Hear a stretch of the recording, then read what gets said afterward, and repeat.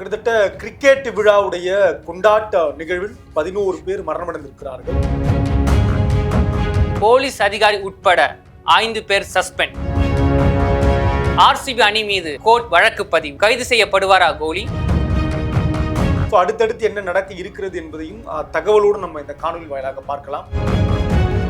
அறுவை சிகிச்சையில் கத்தை என்பது வரலாறு, ரோபோட்டிக் சர்ஜரி என்பது இன்றைய கூறு. தங்கம் புற்றுநோய் சிகிச்சை மையம் நாமக்கல் மற்றும் Kanpur. Periyar Maniammai Institute of Science and Technology, Tanjavur. RIAC ranked number 17 in India by IIRF. Green Park Coaching Center, All India first rank, 720 out of 720. Number of students joined MBBS in 2024, 1951. Green Park Coaching Center, Meenakshi Faculty of Pharmacy. Admission open for B.Pharm. Apply now. விளையாட்டை விளையாட்டாக பார்ப்பதை தாண்டி விளையாட்டை நீங்கள் உச்சபட்சமாக அது ஒரு வாழ்வியலின் ஒரு பெரும் பகுதியாக வாழ்க்கைக்கு மிக முக்கியமானதாக விளையாட்டை பார்த்ததின் விளைவாக முக்கியமாக அந்த விளையாட்டை கொண்டாட்ட நிலைக்கு கொண்டு போய் அந்த கொண்டாட்டமும் முறையற்ற கொண்டாட்டமாக மாறியதின் விளைவாக தற்பொழுது ஒரு பெரும் துயர சம்பவம் தான் நடந்திருக்கிறது. அதுதான் ஆர்சிபியுடைய வெற்றி. அந்த கிரிக்கெட் போட்டி நடந்த வெற்றிக்கு பிறகு அந்த வெற்றி விழாவில் முறையான பாதுகாப்பு இல்லாத காரணத்தால் கிட்டத்தட்ட 2.5 லட்சம் பேர் கூடிய அந்த மைதானம் அருகே 11 பேர் இன்னைக்கு இறந்திருக்காங்க. அந்த தகவல்கள் வெளியே கொண்டிருக்கிறது. விளையாட்டு வினையா இருக்கு. ஸோ நம்ம அதை பற்றி நம்ம சில தகவலை தான் இன்னைக்கு பகிர இருக்கிறோம். நான் தமிழ்மாறன். நான் உங்க டேவிட் சுரேஷ். முதல்ல டேவிட், என்ன நடந்திருக்கு ஆரம்பத்தில்? இல்லை, இப்போ பிரச்சனை என்னன்னு பார்த்தீங்கன்னா, அப்போ நம்ம இந்தியாவில் 2025 ஐபிஎல் மேட்ச் நடந்து முடிஞ்சிருக்கு நல்லபடியாக. அதில் யார் ட்ராஃபி அடிப்பாங்க தான் ஒரு போட்டி போயிருந்தது. மும்பை இந்தியன்ஸா, சிஎஸ்கேவா, ஆர்சிபியா, அந்த ஒரு போட்டியில் தான் ஆர்சிபி ஜெயிச்சிருக்காங்க. இது மிகப்பெரிய ஒரு வெற்றியாக, போராட்டத்துடைய வெற்றியாக பார்க்கப்பட்டது. கடந்த காலங்களில் இவங்களுடைய இந்த வெற்றி ஆட்டம் இருக்கு இல்லையா, இந்த தொடரே ஐபிஎல் தொடர்லேயே இத்தனை ஆண்டுகளுக்கு பிறகு தனக்கான ஒரு வெற்றி கிடைத்ததாக அந்த அணியும் அந்த அணியை சார்ந்தவர்களும் கொண்டாட்டத்தில் ஈடுபட்டு இருக்காங்க. கரெக்ட். ஆமா. ஆனா இப்ப நீங்க சொன்ன மாதிரி அந்த அணி சார்ந்தவர்களோ அந்த ஃபேன்ஸோ இந்த கொண்டாட்டத்துல ஈடுபட்டு இருந்தா பிரச்சனை கிடையாது. ஒரு கவர்மெண்ட் இந்த ஒரு கொண்டாட்டத்துல ஈடுபட்டு இருக்கு. அரசே அதுவும் அரசே ஈடுபட்டு இருக்கு, பாதுகாப்பு இல்லாம. அப்படிதான். இப்போ என்ன பிரச்சனை பார்த்தீங்கன்னா, இப்போ ஓகே ஆர்சிபி ஜெயிச்சிட்டாங்கப்பா அப்படின்னு சொல்லி கர்நாடகா கவர்மெண்ட்டும் கர்நாடக கிரிக்கெட் சங்கம் அப்புறம் கர்நாடகா ஆர்சிபி டீம் இவங்க 3 பேரும் சேர்ந்து ஒரு கொண்டாட்ட விழா வைக்கலாம் அப்படின்னு சொல்லி முடிவு பண்ணி வச்சிருக்காங்க. எங்கன்னா பெங்களூர்ல 2 இடத்துல தயாரிப்பு வச்சிருக்காங்க. தயார் பண்ணி முதல்ல கர்நாடகாவோட சட்டசபை இருக்கு பார்த்தீங்களா, அங்கேயும் அங்க முடிச்ச பிறகு கர்நாடகா சட்டசபை அருகே ஆமா, அங்கேயும் அதன் பிறகு கர்நாடகாவிலேயே ரொம்ப புகழ்பெற்ற ஒரு மைதானம், ஒரு ஸ்டேடியம் பார்த்தீங்கன்னா சின்னசாமி மைதானம். இங்க எப்படி இங்க சேப்பாக்கமோ அங்கேயும் ஒரு பாராட்டு விழா வைக்கலான்னு முடிவு பண்ணியிருக்காங்க. அந்த விழா ஆர்கனைஸ் பண்ணி அதே பிரகாரம் போயிருக்காங்க. விளையாட்டு வீரர்களுக்கான பாராட்டு விழா. ஆமா, விளையாடி அந்த ஆர்சிபில கலந்து கொண்டு வெற்றி வாகிய சூடிய அந்த வீரர்களுக்கு பாராட்டு விழா வச்சிருக்காங்க.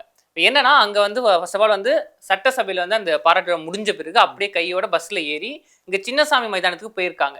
இங்கதான் சிக்கலே வந்திருக்கு. என்னன்னா அந்த சின்னசாமி மைதானம் இருக்கு பாத்தீங்களா, அங்க யார் வேணா வரலாம், ஃப்ரீ அப்படின்னு சொன்னதுனால கிட்டத்தட்ட லட்சக்கணக்கான மக்கள் வந்திருக்காங்க. எல்லாரும் இளைஞர்கள், ஆர்சிபி ஃபேன்ஸ் அப்படின்னு சொல்லி வந்திருக்காங்க. ஏன்னா இது மிகப்பெரிய வெற்றி தானே ஆர்சிபி. நீங்க சொன்ன மாதிரி அவ்வளவு கூட்டம் வந்ததுனால அந்த கூட்டத்துல ஒரு 11 பேர் அநியாயமா இறந்து போயிட்டாங்க. அதாவது நம்ம இந்த கணக்கோட நம்ம அதை தொடங்கணும். கிட்டத்தட்ட ஒரு 33,000 பேர் அப்படிதான் அந்த இடத்துல கூட முடியும் அப்படின்னு சொல்லியிருக்காங்க. அதையும் தாண்டி 2.5 லட்சம் பேர் கிட்டத்தட்ட இது ஒரு 9 மடங்கு 10 மடங்கு கிட்டத்தட்ட கூடுதலா 33,000 பேர் கூட வேண்டிய இடத்துல 2.5 லட்சம் பேர் கூடியிருக்கிறது தான் இந்த விபத்துக்கு பெரும் காரணமாக நடந்திருக்கு. அதான் உயிரிழப்புக்கு அதான் மிகப்பெரிய காரணமா இருக்கு. கரெக்ட்.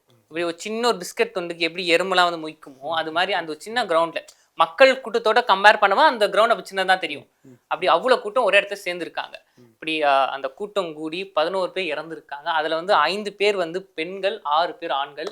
நம்ம தமிழ்நாட்டை சேர்ந்த திருப்பூரை பூர்வீகமாக கொண்ட ஒரு பெண்ணும் அங்க இறந்துருக்காங்க. பணி நிமித்தமா போனோம். ஆமா, 11 பேர் இறந்ததுனால பெங்களூர் மட்டும் இல்லாம மொத்த இந்தியா ஒரு தாக்கத்தை கொடுத்துருக்கு. என்னடா ஒரு வெற்றி கொண்டாட்டத்துக்கு வந்ததுனால இப்படி ஒரு மரணமா அப்படின்னு. ஓகே, இதுக்கு அப்புறம் கர்நாடகா கவர்மெண்ட்டோ இல்ல கர்நாடகா ஹைகோர்ட்டோ சும்மா இருக்குமா? கேள்விகளை எழுப்பியிருக்காங்க. முதலாவது சொல்ல போனா கர்நாடகாவுக்கு பிஜேபி மற்றும் மற்ற கட்சிகள்லாம் வந்து என்ன சொல்றாங்கன்னா, இது வந்து ஒரு கவர்மெண்ட் செய்ய வேண்டிய விஷயமே கிடையாது. ஜெயிச்சது யாரு? ஒரு டீமு, ஓகே, ஒரு விளையாட்டு வீரர்கள். அவங்க நாட்டுக்காக விளையாடி ஜெயிச்சாங்களா? நாட்டுக்குள்ள விளையாடி ஜெயிச்சாங்க. அது அவங்க வந்து கொண்டாடுறாங்கன்னா ஓகே, ஏன் கவர்மெண்ட் வந்து இதுல சேர்ந்து கொண்டாடணும்?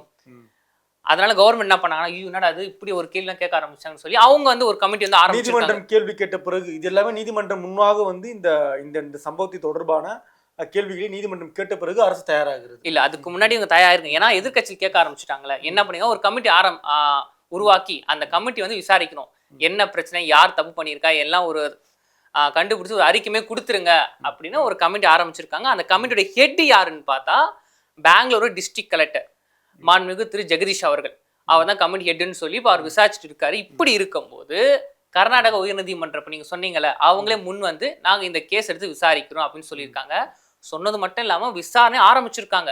இப்போ வந்து கோர்ட்டை வந்து கவர்மெண்ட்டை கேள்வி கேட்டிருக்கு. என்னன்னு பார்த்தா, இப்போ ஃபர்ஸ்ட் சொன்ன அந்த கட்சி தலைவர்கள் சொன்ன அதே கொஸ்டின் தான் அவங்க கேட்டிருக்காங்க. என்னங்க, இது வந்து ஒரு விளையாட்டு வீரர்கள் விளையாட்டு, அவங்க நாட்டுக்காக விளையாடல, நாட்டுக்குள்ள தான் விளையாடிருக்காங்க, நீங்க ஏன் வந்து அதில் தலையிட்டீங்க?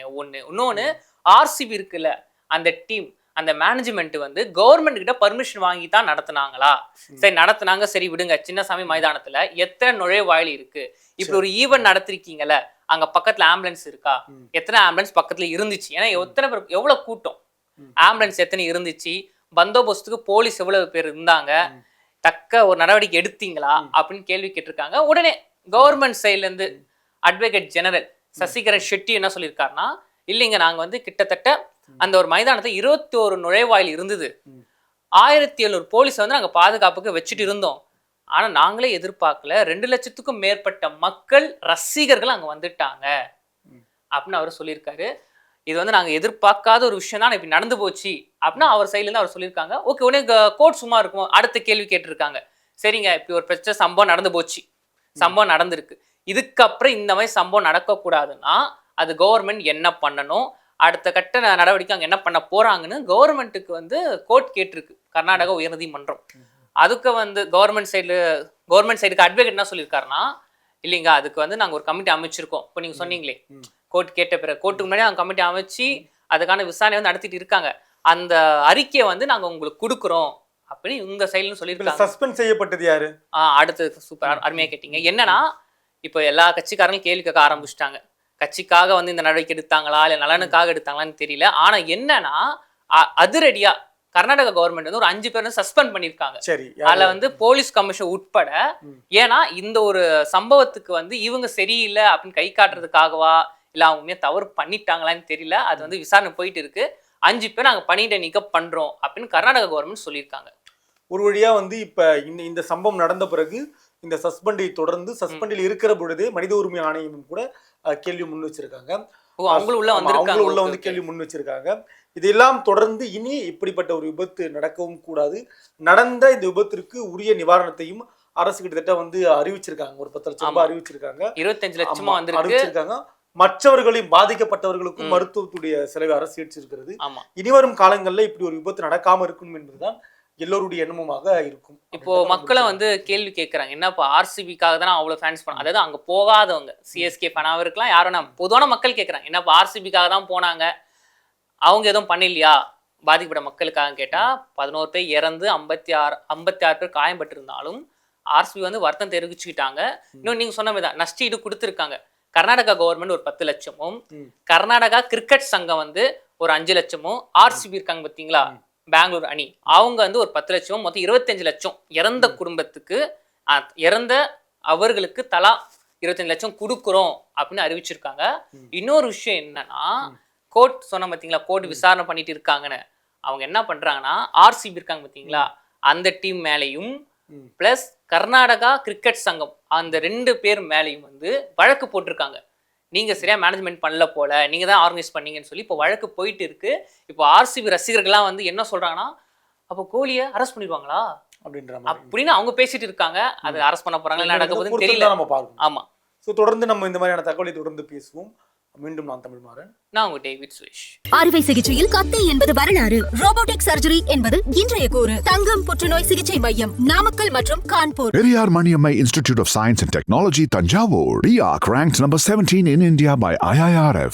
Green Park Coaching Center, All India first rank, 720 out of 720. Number of students joined MBBS in 2024, 1951. Green Park Coaching Center, Meenakshi Faculty of Pharmacy. Admission open for B Form. Apply now.